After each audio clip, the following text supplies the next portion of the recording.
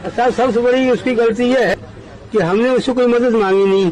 गलत कदम सोच रहा था क्योंकि बहुत डर गया था। ऐसा ही हुआ है मेरे साथ कि माँ बाप समझ के ही मदद करी थी, दादा दादी समझ के ही मदद करी थी। लोग तो इन आंसुओं को भी झूठा बोल देते हैं।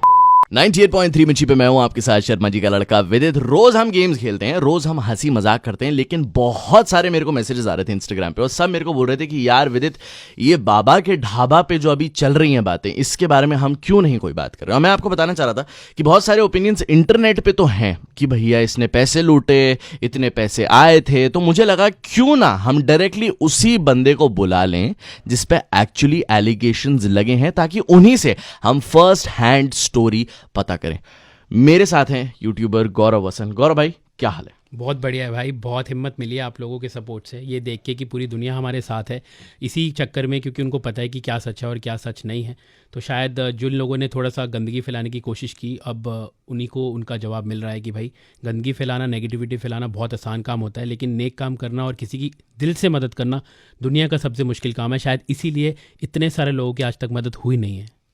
और मैं अभी आपको बता दूं, मैं ऑलरेडी आपकी बात मान नहीं रहा हूं। अभी मैं आपसे बहुत सारे सवाल पूछूंगा और ये दिल्ली के सवाल हैं और आपको हमें प्रूव करना पड़ेगा आज कि आप इनोसेंट। जी, बहुत सारे एलिगेशन लगे हैं मेरे पे भी पिछले कुछ दिनों में। उन्होंने बोला कि भाई अगले दिन 8 तारीख को बाबा के अकाउंट में 75,000 रुपये कैश उनके पास आए और उसकी कोई रिसीट आपने इनको दी नहीं। बाबा ने बोला ये कि आपने मेरे को रिसीट नहीं दी, पता नहीं गौरव ने वैसे जमा कराए भी कि नहीं कराए। तो भाई इसीलिए मैं उनके साथ गया था, क्योंकि 75,000 रुपये की रकम उनके लिए बहुत बड़ी थी और मुझे कहीं लगा कि कहीं ना कहीं लोग इसका मिसयूज़ ना करें, कहीं ना कहीं लोग इनको टारगेट ना करें, कहीं ना कहीं कोई इन्हें पकड़ के इनसे छीना छपटी ना करे, क्योंकि आप देखते हैं कि आजकल का माहौल जो है वो इतना ठीक नहीं है। तो मैं उनको लेके गया बैंक में, मैंने 73,600 रुपये की रसीद इनके हाथ में दी, जो इन्होंने खारिज कर दी कि मेरे को नहीं मिली है।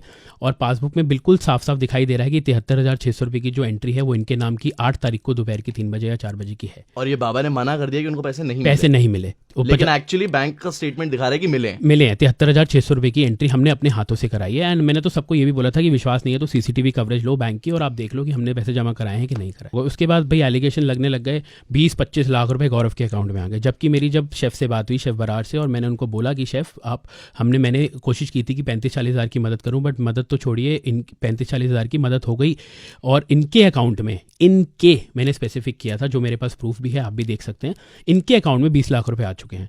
तो वो लोगों ने कहीं ना कहीं मिस इंटरप्ट कर दिया और उन्होंने बोल दिया कि भाई गौरव के अकाउंट में 20-25 लाख रुपए आ चुके हैं और गौरव ने बाबा को पैसे नहीं दिए, गौरव ने स्कैम कर लिया, गौरव ने चोरी कर ली, गौरव ने फ्रॉड कर लिया। अरे यार, आप मेरे से पूछो तो सही, आप एक बार आके ये तो बोलो भाई आपने 25 लाख रुपए का फ्रॉड किया है। बहुत आसान होता है किसी को ये बोलना कि आप फ्रॉड हो, आप चोर हो, आप नेगेटिव हो, आपने धोखाधड़ी किया है, बट आपने एक भी बार आके पूछा, बस उस वीडियोस पे बिलीव करने लग गए जो नेगेटिविटी फैलाना चाहते थे। बहुत दिल दुखता है भाई ये सब देख के ना। 145 वीडियो इससे पहले बनाई है, आज तक कभी किसी के लिए फंड रेज नहीं किए। ये इनके लिए फंड रेज किए और 7 तारीख को मैसेज डालना शुरू कर दिया लोगों को कि पैसे और मत भेजिए, इनकी मदद हो चुकी है, I have all the proof. मेरे को एक बंदे का मैसेज आता है, बोलता है मैं 50,000 रुपये की मदद करना चाहता हूँ, आप अपना अकाउंट नंबर दे दो।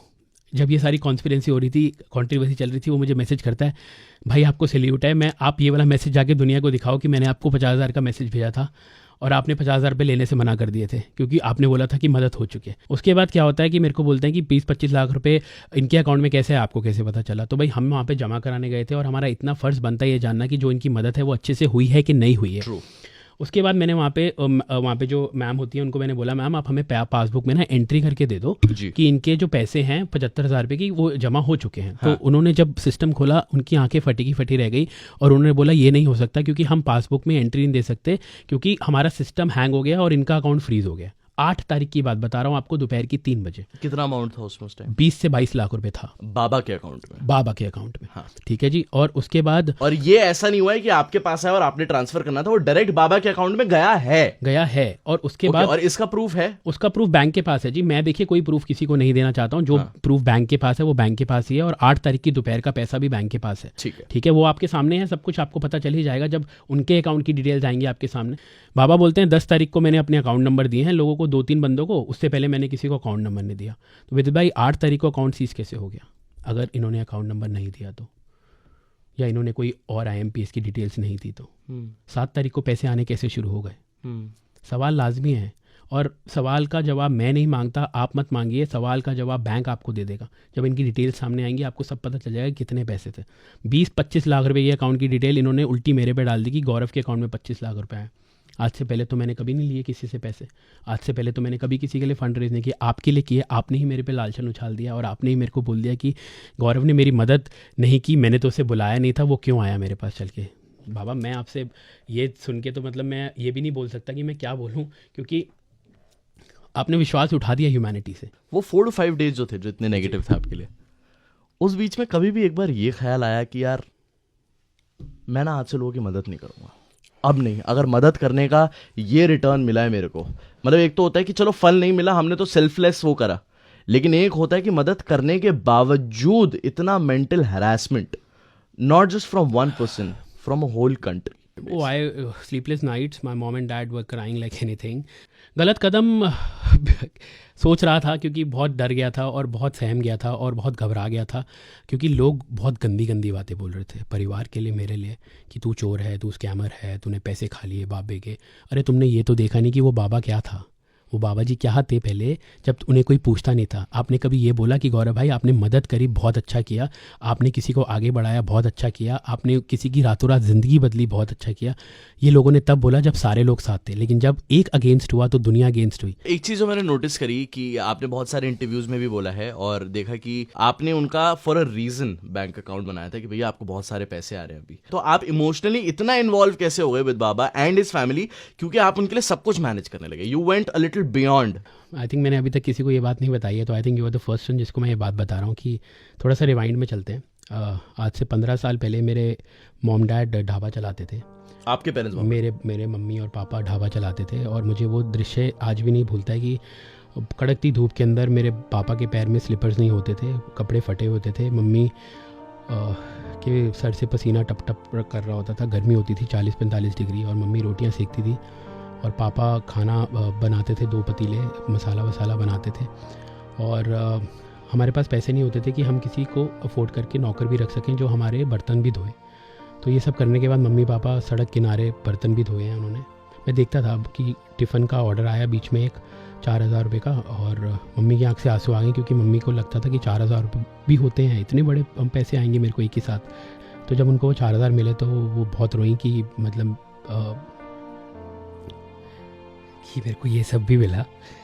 और इसीलिए मुझे कहीं लगा कि वो सब देख के मुझे लगा कि मेरे माँ बाप भी ऐसे मेहनत करते थे और करते हैं, बहुत करते हैं, हर किसी के माँ बाप करते हैं। तो इसलिए मैंने आउट ऑफ द वे जाके उनकी मदद करी और बहुत परेशानी देखी हमने, बहुत टफ टाइम देखा है लाइफ में। एक कमरे में हम 4 लोग सोते थे, 2 तरफ मेरे पापा और मम्मी की टांगें होती थी, 2 तरफ मेरी और मेरे भाई की टांगें होती थी।